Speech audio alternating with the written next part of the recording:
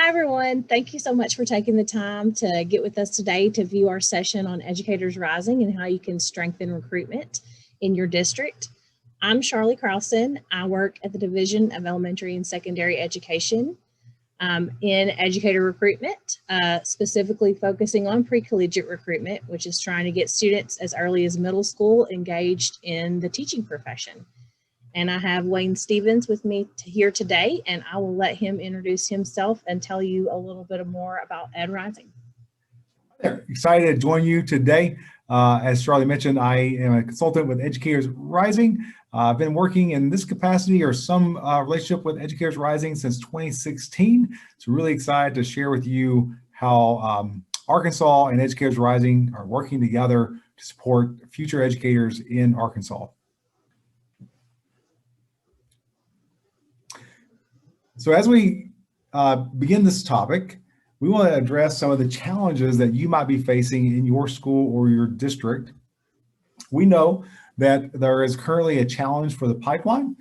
10 years ago, 15 years ago, it wasn't that difficult to open up a job posting and have 15, 20, 40 people apply for a position. And we know that that has changed quite a bit over the last several years.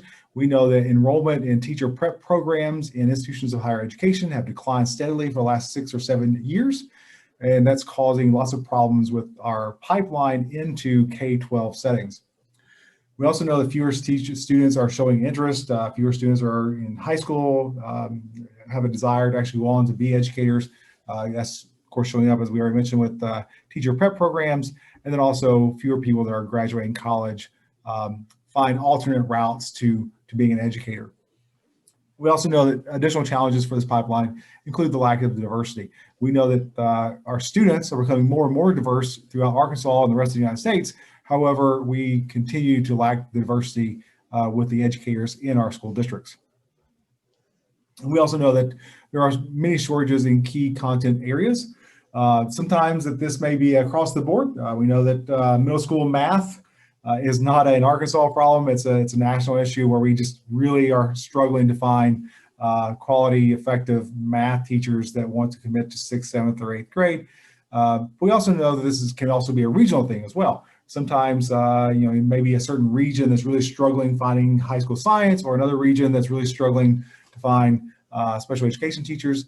And so we know that sometimes it's not always just the content area, but also regional issues that may be because of a certain university that may be in a certain area, but not in another area that's producing teachers for those local school districts. The other issue that we have with the challenge for getting quality, effective educators into the K-12 setting is that there's a wide variance across prep programs. We know that not every educator preparation program has the same focus. We know that you just think about your experience and my experience through our education preparation program. Some are very much involved in the clinical model, where it's really getting out, getting experiences, working in schools, learning through practice, where others, it may be more of learning about the history and philosophy, more so that approach than clinical. So we know that everyone has different experiences. Sometimes this may carry over into the type of skills that are present day one in a new teaching position. As we continue to think about these challenges, we know there's also challenges with growing your own. We think about growing your own educators. It's what your district is doing to actually support those people, those students inside your own district that want to become educators, that will be great, high quality, effective teachers inside your own setting. Those students that are going to graduate from high school this year and then come back 4 years from now to take those positions that will be open. But sometimes our grow your own programs are inconsistent or have unclear expectations. We may want and hope that we are growing our own, but then we may not actually support them along their entire journey, right? Maybe we provide a few classes in high school. Maybe we give them some experiences, some clinical experiences, make sure they are observing in classrooms. But what happens once they leave? What happens once they graduate high school? What are we doing as a local school district to support that grow your own initiative post high school graduation? And sometimes we don't know if our high school programs that are preparing future educators, rising educators, is actually having meeting the goals that we actually hope for our program. And so we have a limited awareness or footprint. Are the students being prepared for a career for education, and are they coming back to our district? And then sometimes we have limitations with our partners, right? So can we reach out and find additional opportunities for our rising educators, our students, to have valuable clinical experiences, and also to gain concurrent credit through our partners in higher ed? And then the other challenge is the lack of compelling evidence for best practices. What are the best practices for teaching and learning? What are the best practices that we want to emphasize in our school or our district? And how would you actually make that part of the vision for our Grow Your Own program? So one of the questions that we always like to start with when we're looking at a Grow Your Own program is, how will the implementation of an Educators Rising program support your district's need to recruit and retain effective educators? That's the starting point, right? So for you thinking about your school and your district and where you're going to be at in 5 years or 4 years down the road, right? So as I go back to thinking like your students that are graduating this year will be coming back in 4 years to hopefully fill the vacancies that you have. The students that you have this year going into your classes to learn about education, learning about teaching and learning, going through some of your clinical experiences in your district, they will come back to your school district in 5 years. So when you think about recruitment and retaining effective educators, what are you doing right now in your district to recruit those students that have the skills and the disposition to be highly effective educators in your district 4 or 5 years down the road? And how are you working to retain them? How are you going to make sure that they are going to stay there, not for 1 or 2 years, but for much of their career? So that's some of the questions that we deal with when we think about Educators Rising and the work that's going on in Arkansas. So just a quick history of Educators Rising. Some of you may be better know this as Future Teachers of America, which is how it started in 1937, long time ago. And eventually became part of Phi Delta Kappa PDK International in 1994, and then became a national CTSO in 2010. But then what used to be known as Future Teachers of America eventually became Future Educators of America, but is now known, rebranded in 2015 as Educators Rising. And so you think, well, I've never heard of Educators Rising, or you probably heard of Future Educators of America, FEA, right? That's what I remember it being called back when I was in high school a few years ago. But again, rebranded in 2015. This is important, right? Because this is the distinction. Future Educators of America implies that I am not currently in a position where I can actually help someone else learn. I do that in the future, right? I can educate someone in the future because I'm a Future Educator of America. Educators Rising honors that I have the ability now to learn and also support others with their learning. I'm a rising educator. And so that rebranding is really important. It definitely provides a great emphasis on that our juniors, our seniors, our freshmen and sophomores, they can actually learn how to be great educators and practice as a great educator right now and have some sort of impact on others. They don't have to wait. It's not in the future. The other part of this timeline, 2017, Educators Rising launches beginning to teach micro-credentials and also the curriculum. So lesson plans, materials, resources, how to get started with your program, how to embed clinical experiences to make the program really rich for your rising educators, and also to assess them in a way that makes sense, right? Assessing the clinical experience through micro-credentials. That was all added in 2017. So when we talk about the vision for Educators Rising, as we've already mentioned, right, it's that every single teacher in America, in your school district, in your high school, in your middle school, in your elementary school, has the skills and experience to help all students achieve their potential.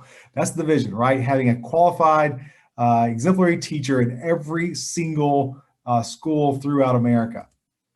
And so we do this through our mission statement, right? Educators Rising cultivates highly skilled educators by guiding young people on a path to becoming accomplished teachers, beginning in high school and extending through college and into the profession. That's one of the reasons that Educators Rising has support for middle school students, high school students, as well as college students. It's about this long-term impact. Like, how are you best preparing our students to be great, high-quality educators? And starting in middle school, starting in 6th grade, and that full journey all the way to the completion of college. So what is Educators Rising? It's a national membership organization for aspiring teachers and their mentors. So it's a club, it's a CTSO. So students can participate in the CTSO and not actually participate in any of the classes, right? So if your school doesn't offer any classes for rising educators, that's fine. They can still participate as part of the club. They still get many opportunities to learn about the profession, to actually engage in experiences where they can help themselves, but also learn more about themselves as a teacher. There's also more than 800 schools around the country that are that belong to Educators Rising as a student organization. More than 20,000 students, of which 51% of students of color, and also 31 states and regions have become official Educators Rising affiliates, including Arkansas. So going back to some of what I mentioned at the very beginning, we know that your district, your school is working for recruitment and retention. We know that you're thinking not only about recruitment for this coming school year, but also how you're recruiting high quality teachers from your own district to fill vacancies 4 and 5 years down the road. So you're building this long-term strategy to address the recruitment and retention issues in your own district. And so the NEA, through some of their publications, has addressed some of these needs. And one of the things that stood out from the article, you can see the article that's put on your screen there, teacher shortage is real and growing and worse than we expected. One of the things that we pull from this article states that probably the most critical resource denied to many students is an experienced, full certified teacher, a deficit that is much more acute problem in high poverty schools. We see this, right? In every state that we look at, and even in Arkansas, we know that sometimes the struggling schools, the schools that are more high poverty, have the hardest time recruiting not only the best teachers, but also getting those students to stay there for a big chunk of their career. And so this then deprives students of those quality teachers. We know sometimes smaller districts, high poverty districts may go an entire year with a long-term sub in a math position. We know that's an issue, right? There's nothing you can do about it, right? You think there's not a single person that applies. We post a position for a high school math teacher and we get 0 applications, right? We get 0 people who actually apply for that position. So we have a long-term sub for an entire year. Maybe it's for a quarter or a semester. And so what do? Recruitment and retention plan, right? That's how the only way really to address this is start thinking like, so which of my students in my district are really good at math and also have the disposition to be a great educator? And how can I help that person on their journey to be an educator 7, 8, 10 years down the road? That same article from NEA Today states that students in high poverty schools are more likely than their counterparts in low poverty schools to have teachers who have less experience, have fewer credentials, lack the educational background and the subject matter they are teaching, and are more likely to leave the profession. We know it's tough. We know that teaching, regardless of your setting, and especially this past year, is challenging, it's stressful, but we know that the teachers experience that more in low poverty schools, in high poverty schools. And we also know that students themselves a lot of times face higher teacher turnover in those schools. Educational Leadership, publication from ASCD, had a great issue addressing the teacher pipeline and grow your own movement a few years ago. One of the things that was stated in there, we know that teachers are the single greatest in-school factor influencing children's academic achievement. We can all attest to that. We know that you think about all of the programs, all initiatives, all the things that they go on in schools, right? And all the things we're thinking like, we're going to, next year, 2021, 22, we're going to be addressing all of the great things we need to be addressing in schools, social emotional learning. We're going to do some stuff with standards-based grading. But when it comes down to it, single greatest factor inside your school are the teachers in the classroom. And so when we think about the investment that we have in the future of our students, we need to recruit the best teachers that are going to stay in our district for the longest amount of time. This article goes on to state that if more school districts aggressively recruited teachers, they would not only increase their prestige and desirability of the education field, but they would also help uncover future teachers who didn't even know they wanted to be teachers. I'm always drawn by this second part of this. Future teachers who didn't even know they wanted to be teachers. And so we have many students that are sitting in your classrooms right now that spend their days working with others, helping other students succeed, with a great passion for learning, but they don't yet know that they want to be a teacher. And so through an Educators Rising Club, through courses you offer in your school, through clinical experiences that you provide for these students, they will find that that's the career that they want. And they'll be so appreciative that they'll come back and teach in your district and then make a difference for students that you don't even have in your school yet. So without more active recruitment, we are also unlikely to see any shifts in the makeup of the teaching force. Earlier, I mentioned that one of the challenges to the pipeline is the lack of diversity. And so as you're thinking about how you're going to start really recruiting students from your own school, your own district, to be your future teachers, the ones that come back 5, 6 years from now and actually work inside your classrooms. This is also where you begin to think about the diversity of your teaching force in your school and your district. And so if your teaching population doesn't currently mirror your student population, how are you going to recruit for diversity? What's your plan? And so this is going to be, has to be very intentional, right? So if I want my teaching staff to better mirror my students, then I start thinking about that as I recruit future educators into my club and also into my courses. And as been stated many times, you've probably heard this before, more than 60% of US teachers work within 20 miles of where they went to high school. We know that if you can recruit your best students with the qualities, the dispositions to be great teachers in your district, and they come back and teach in your district, they're probably going to stay there. Many of them probably want to come back home, right? They want to come back to your district to teach. They also want to know that you have a great vision for what education is going to look like, so they can be a part of that when they come back.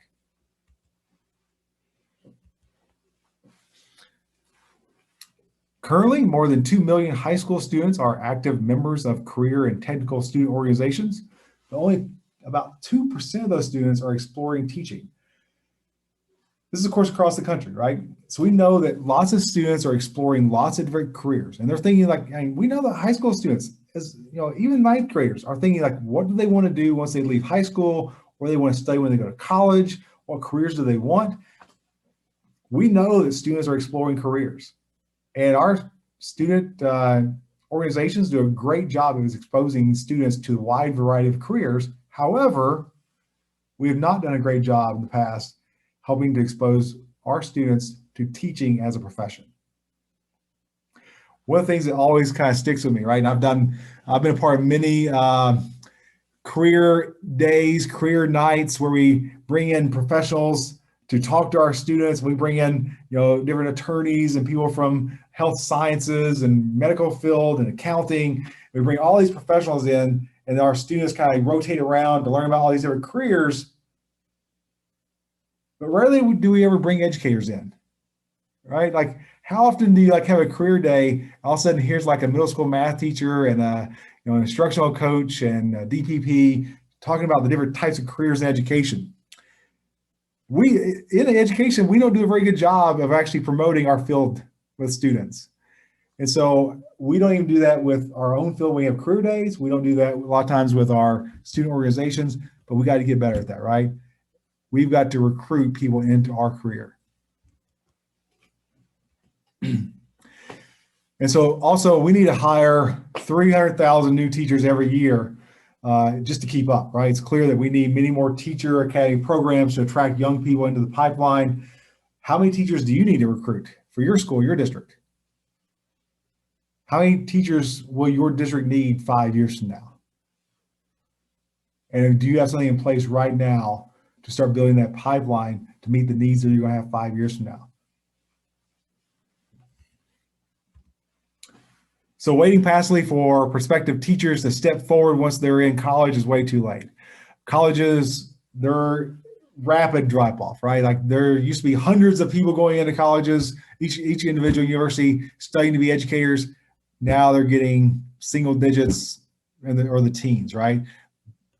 Students are going to college and saying, you know what, I think I'll go into teaching. We need to recruit them while they're in high school.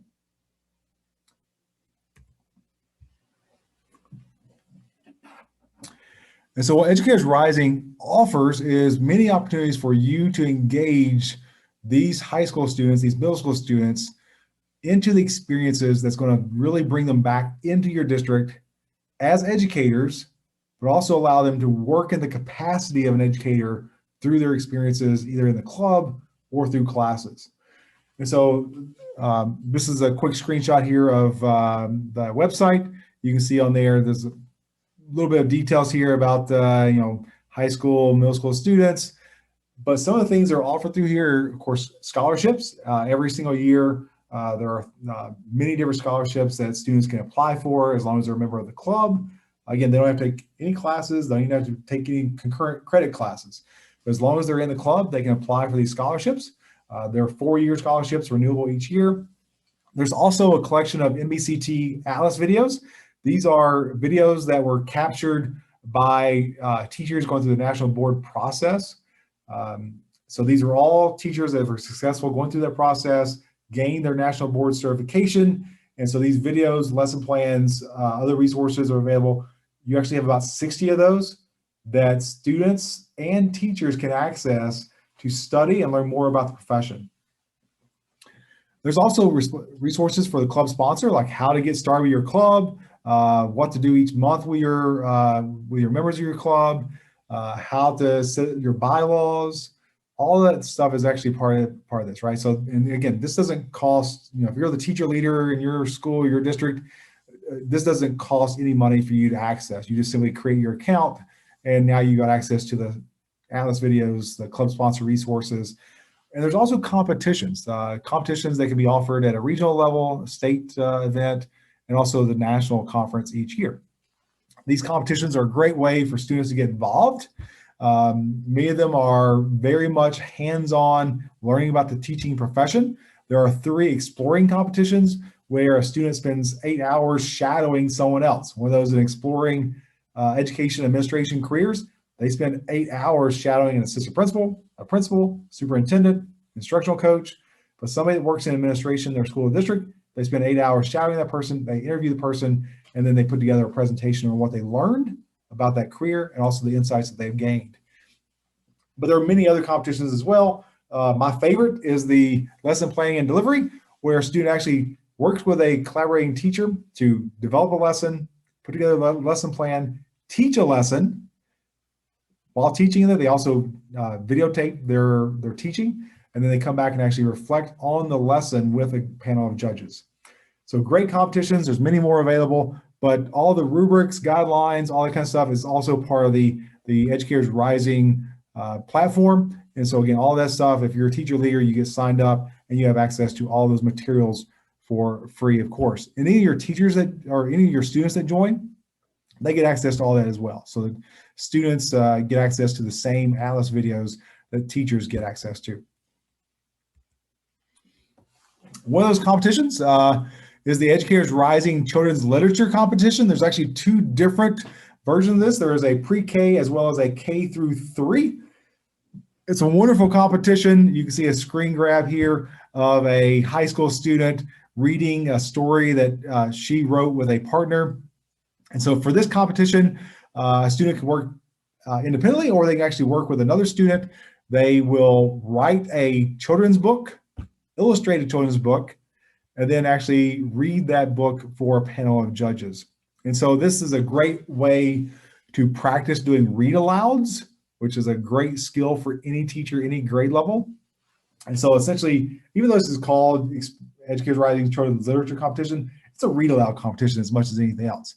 What's a little bit different from a typical read aloud is that they actually create their own book. So great skills are going to be addressed in this. Great competition. If you have access to the presentation materials from our session today, there is a link in the notes to this video, and you actually can see the entire video of this student reading the book that she and her partner wrote for this competition. Another competition, which is also amazing, is the Educators Rising Moment competition. This is where a rising educator by themselves will actually deliver a speech in which they address why they want to pursue a career in education. So they usually address several components of this. One is what has inspired them to be an educator, what do they hope to achieve as an educator, and how do they hope to make a difference with students as an educator. So again, great competition. They write their own speech. They deliver this to a panel of judges. But again, it's really getting them to clarify how they see themselves as an educator in the future. There's a link here on the slide. Desiree Castillo, she is from Connecticut, but delivered her Educators Rising Moment speech at her school district's convocation in 2019. A great example of what an Educators Rising Moment speech looks like.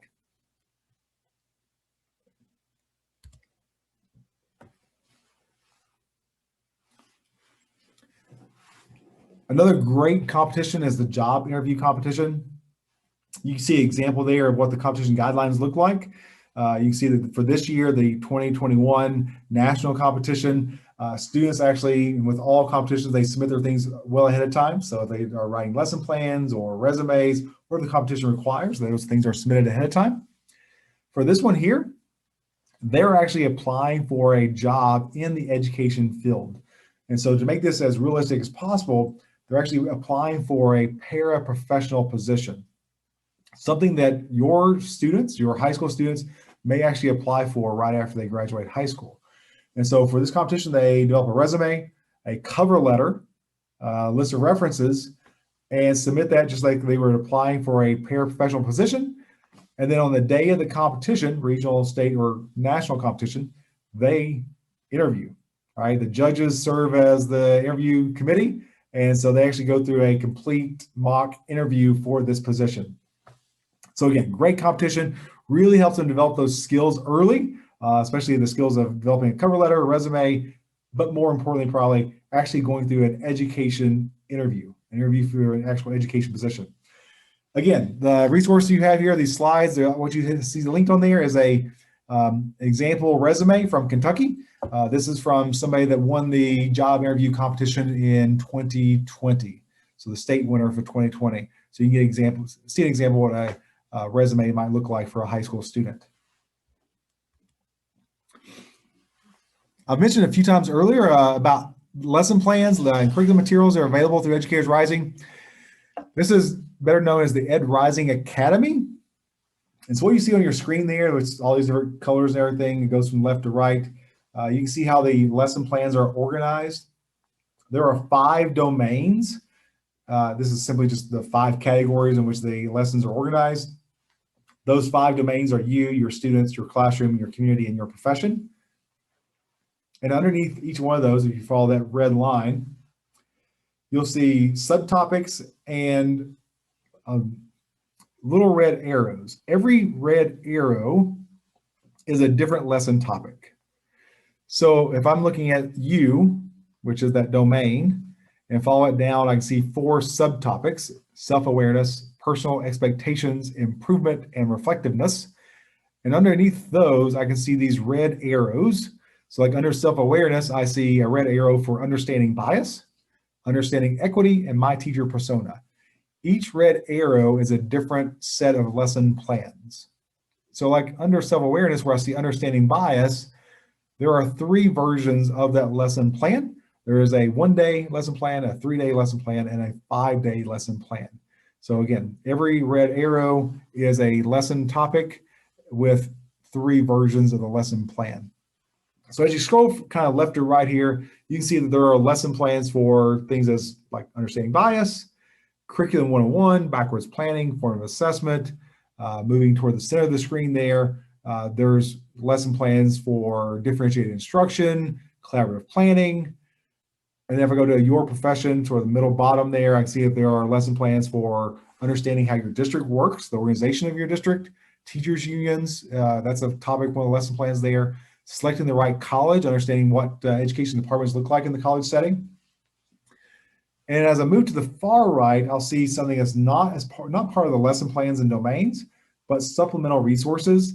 And so under clinical experiences, there are 3 different sections of tools for helping you to get your clinical experiences started with your students in your school, in your district.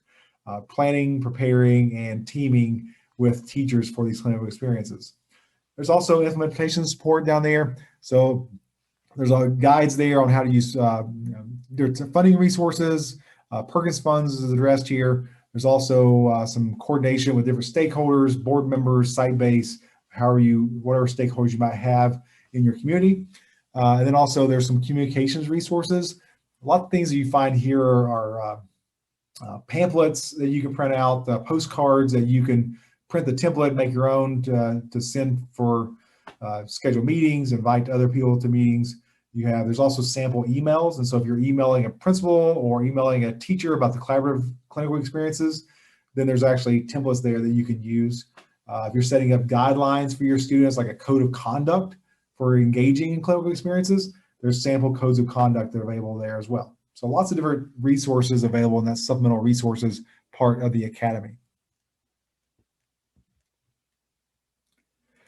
Oh, and look, there's a big arrow that says, like, here is you for the domain, right? Which I probably should have done that, right? I've been a little bit better as a presenter to actually follow my arrows, but I didn't. But there's your big arrow. So again, those are how you kind of read through the Academy, this outline of how you go from the domains to the subdomains to the actual lesson plan topics. Again, here you can see those red arrows a little clearer. And then this is what when you actually look at the topic, like understanding equity, this is what you would see, right? So this lesson or series of lessons where you have 1 day, 3 day, 5 day version of lesson, you can see that for every lesson category, lesson topic, there is a list of the objectives. There's also the cross-cutting themes, which are the sort of like if I put this into like a science or social studies perspective, it's like those disciplinary skills. And so it's the skills that are embedded as part of learning the content. And so cultural competence, fairness, equity, and diversity, reflective practice, social justice, and advocacy, those themes are sort of cross-cutting, much like the science standards, cross-cutting themes that you see running throughout all lessons in the EdRising Academy. And then also you see the standards that are addressed in this lesson down below.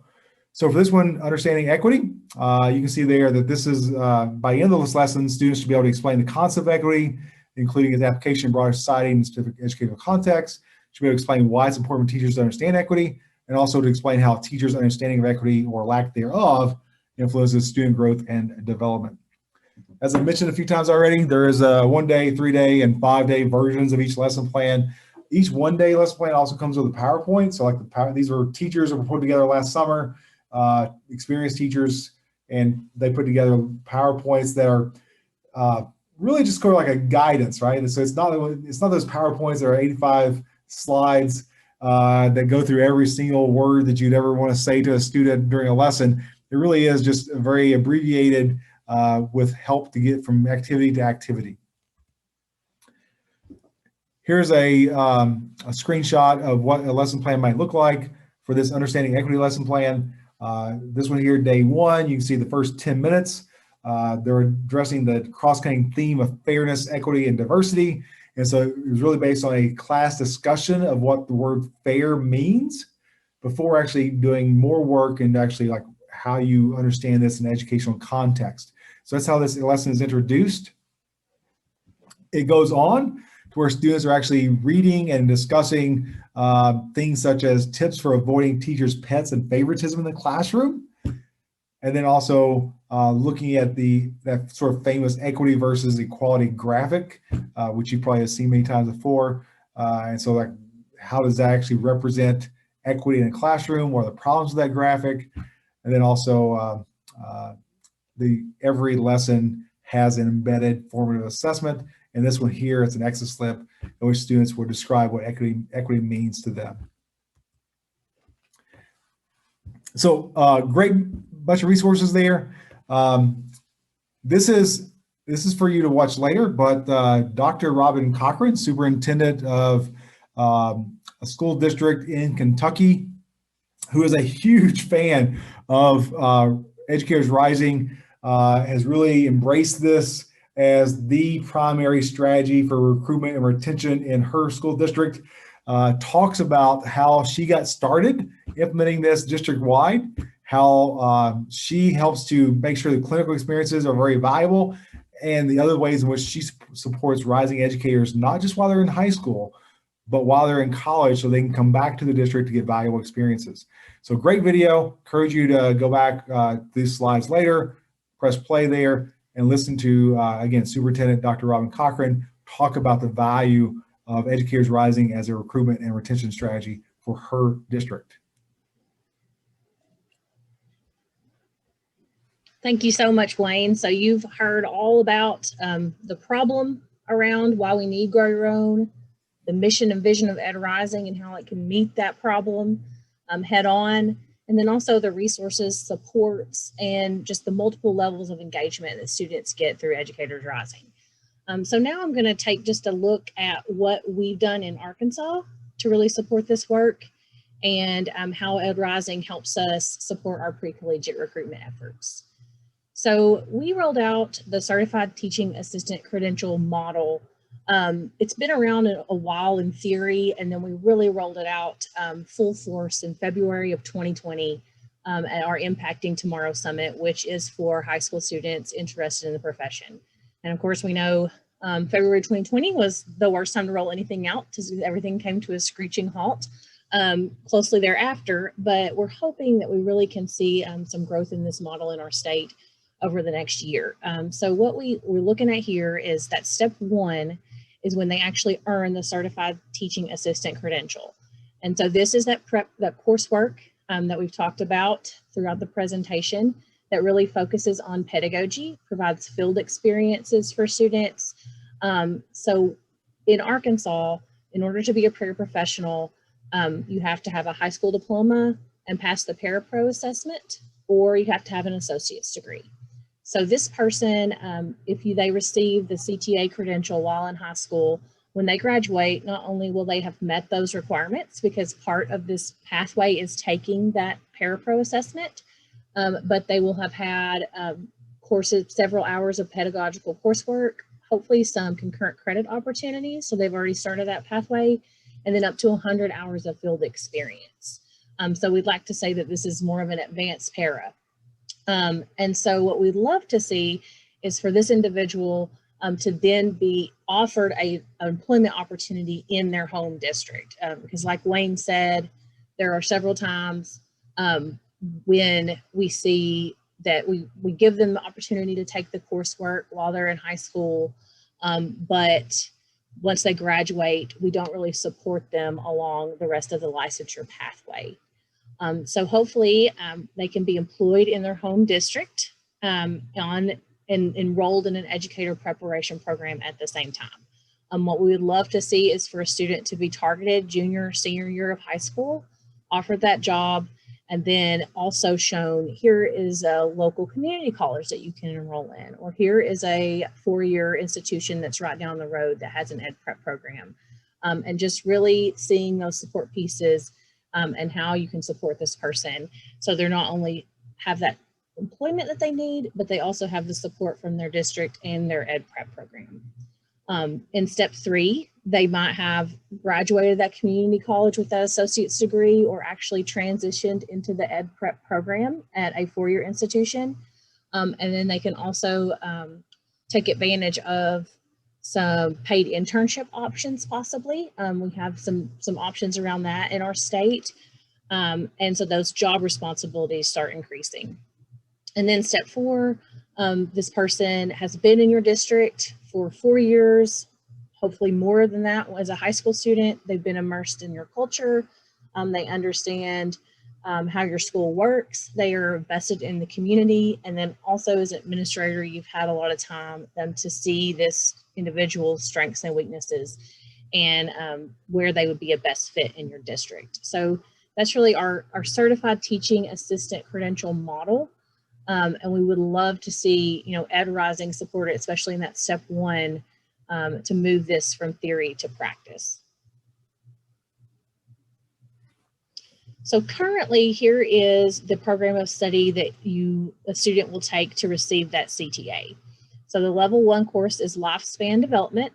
This can align to a child development course if we're looking at concurrent credit options. The level 2 course is titled Foundations of Teaching or Teacher Cadet 1. Either one of those options works. We've been working with our college partners to align this with Intro to Education. And the level 3 course, Methods of Teacher Instruction or Teacher Cadet 2, which we've been working with our college partners to align with Educational Technology or another option that they have at the freshman, sophomore level. And then there's an optional youth apprenticeship or career practicum, which are work-based experiences that they can pursue if they would like. Another thing that you have to do to be in or complete the CTA program of study is be a member in Educators Rising or FCCLA. You will have to pass that paraprofessional assessment, which can be paid for with Perkins funding because this is a CTE program of study. And then after you've completed all of those steps, you will students submit their transcripts, their field experience hours, and proof of passing an assessment to the Division of Career Tech Ed, and they receive that industry recognized credential through DCTE.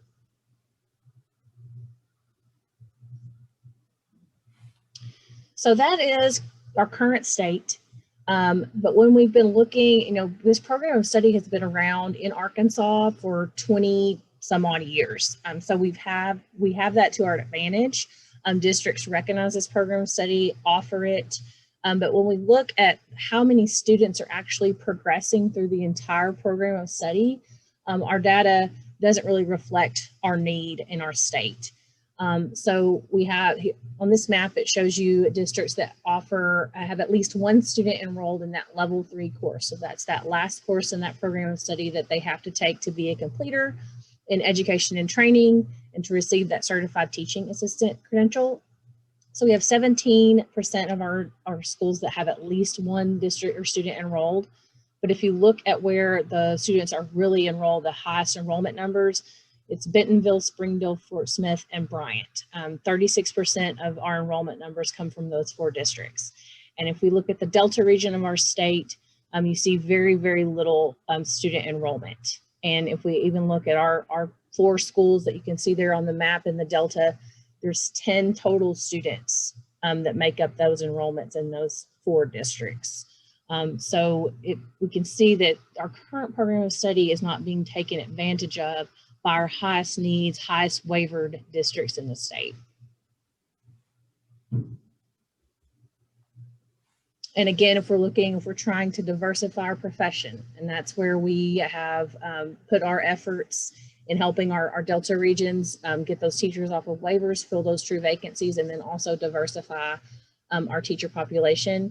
So we see we almost have 1,800 students enrolled in those level 2 and level 3 courses. But of those students, 82% are female, 68% of those are white females, and then we have 98 males of color totally in the whole enrollment numbers for those courses, which is less than 1% of our enrollment. So again, if we're looking to bring in diverse student populations, underrepresented populations such as males into the profession, our current pre-educator program of study enrollment numbers don't reflect that goal. And so this is where we've really gone with EdRising. We were drawn to EdRising to help us expand education and training, to diversify these programs, to bring our programs to more areas of our state. There's multiple reasons why this is beneficial. We know that districts, we have to offer programs of study from 3 occupational areas. Every high school in Arkansas has to. And sometimes staffing is an issue. If you lose your CTE teacher that's been teaching a certain CTE occupational area, and you cannot fill that position, this is another great way to have that career, the occupational area filled by your current staff, because this program of study can be taught by any licensed educator. Of course, this program of study, it's make or break with the teacher. So you want this to be a teacher that's on fire for their profession, that portrays the profession in positive light, that students are really drawn to. And another great thing is to have this teacher be able to teach concurrent credit coursework, which would mean 18 hours of graduate level coursework in education or a master's degree in education, because that really just puts the students on that pathway early to licensure. And so we love to provide that opportunity for students. But something else that we really just look to EdRising to help us with is to revamp our standards for this program of study, to provide us with an innovative curriculum option, some professional development, bring that into our state where we can get these teachers that are teaching, it might be the only teacher in their area, in their district that are teaching these particular courses, get them together more often in a collaborative setting, so that they can learn from each other and really grow as professionals and make this program of study just take off. And then of course, we just want to see EdRising grow in our state. We want it to become a prominent CTSO. We want students, like Wayne said, you might not have the coursework in your building at this moment, but we can start that student organization and really get the students engaged in the scholarships that are available and the competitions and all the other multiple resources and opportunities that EdRising has to offer. So one of the ways we've done that this past year is we hosted EdRising regional events. These were all virtual events, and you can see there on the map how we divided the state up into separate regions. These were hosted by colleges and universities in the area and our educational service cooperatives. And we had 565 students attend the events, which was really great and exceeded our expectations for virtual events in the craziest year ever.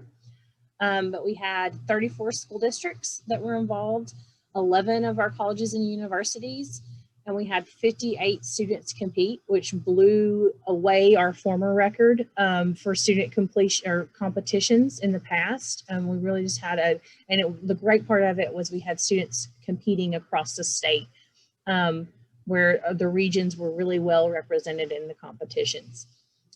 We did a engagement survey afterwards, and you can see here out of the 5 students, their enjoyment and engagement scores were very high, which is great for a virtual event for high school students. And then heightened interest in the profession. So the students also felt more compelled to become teachers because of these events.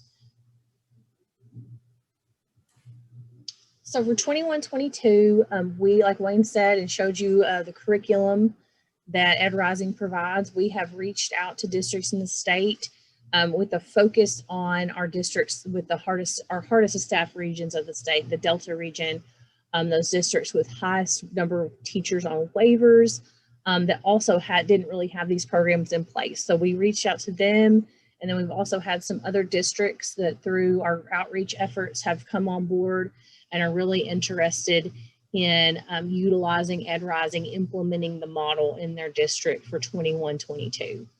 So you can see here the list of districts. We have 26 districts and over 30 schools represented here. What these districts get by jumping on board with us this year is curriculum access. So all of those wonderful lesson plans and supplemental supports that Wayne described to you that supports clinical experiences. And then also just all those 1, 3, or 5 day lesson plan options with PowerPoints, all on a virtual platform is included. Student memberships are included for students in those districts and buildings that have that curriculum. Professional learning for teacher leaders, like I described earlier. We're having a training this summer on June 16th and 17th, which at this point is probably past because this is a pre-recorded session. but we had a training on June 16th and 17th. And then we're going to also have some more opportunities for engagement for these teachers throughout the year. Like I mentioned earlier, where we can come together in a virtual or hopefully sometimes in a face-to-face setting to really grow from each other. There's also some great videos on the platform and supports for teacher leaders on the platform as well that will help with professional growth. And then we've been working very, very hard with these districts and our college partners to create concurrent credit opportunities for students in these districts. And the great thing about these concurrent credit opportunities is since these are considered CTE courses, our colleges can be more, use flexible admission options that they can't use with courses that are in our Arkansas course transfer system. So that hard and fast 19 that most of the time we think of when we think of concurrent credit, 19 on the ACT, does not apply for these courses, and districts and with their partnership with their colleges can utilize multiple measures for admissions, something even like a letter from the guidance counselor. So we are very excited about that and to see these programs grow in our state. And so it is not too late. If you are interested in bringing EdRising to your district, and whether it's to start that student organization chapter this year, you just want to see if you can get some students interested in coming on board and then maybe rolling that coursework out in 22-23, I would be happy to help you work through that and how that looks. Or if you already have these courses on the books and you would love to use EdRising curriculum as a support piece, please reach out to me. That is my contact information there. Also, I've included the educatorsrising.org website. Great resources. It is free for teacher leaders to sign up and have access to all of those things, the national board videos, competition guidelines, and other great supports that are available there for teacher leaders. And then student memberships are $10, so it is also affordable CTSO. So I appreciate your time today. And again, if you ever have any questions about EdRising, how it can support your district and help you grow your own, do not hesitate to reach out to me. Thank you.